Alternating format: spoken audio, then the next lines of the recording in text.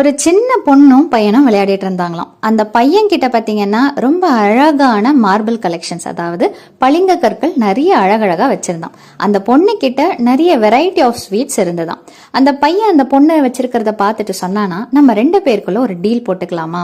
என்கிட்ட இருக்கிற எல்லா மார்பிள்ஸையும் நான் உன்கிட்ட கொடுத்துட்றேன், அதே மாதிரி உன்கிட்ட இருக்கிற ஸ்வீட்ஸ் எல்லாத்தையும் என்கிட்ட கொடுத்துறியா அப்படின்னு கேட்டானாம். அந்த பொண்ணும் ஓகே அப்படின்னு சொல்லிட்டு சந்தோஷமா சொன்னாலாம்.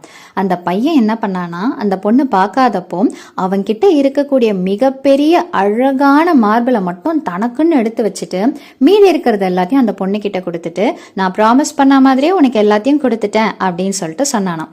அந்த பொண்ணும் தனக்கு நீ எதுவுமே எடுத்து வைக்காம அவ கொடுத்த வாக்குக்கு ஏத்த மாதிரி தான் கிட்ட இருந்த எல்லா ஸ்வீட்டையும் மனசார அந்த பையனுக்கு கொடுத்துட்டாலாம்.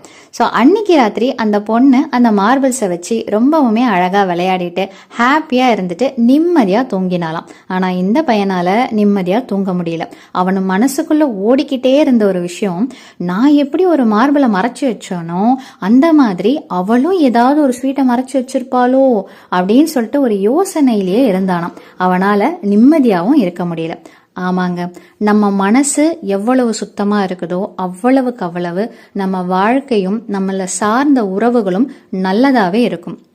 நம்ம மனசு சுத்தமா இல்லைன்னும் போது நம்மளுடைய நிம்மதியும் இருக்காது, அதே மாதிரி நம்ம சுத்தி இருக்கக்கூடிய உறவுகளையும் நம்ம சந்தேகப்படுற மாதிரியே ஆயிடும். ஸோ உறவுகள் எதுவாயினும் எண்ணங்கள் தெளிவாக, சிந்தனை நேர்மையாக இருந்தால் மட்டுமே அவங்களுடைய வாழ்க்கையும் உறவும் அழகா இருக்கும். ஸோ மீண்டும் அடுத்த பதிவில் வேறொரு கதையோட சந்திக்கிறேன். நன்றி.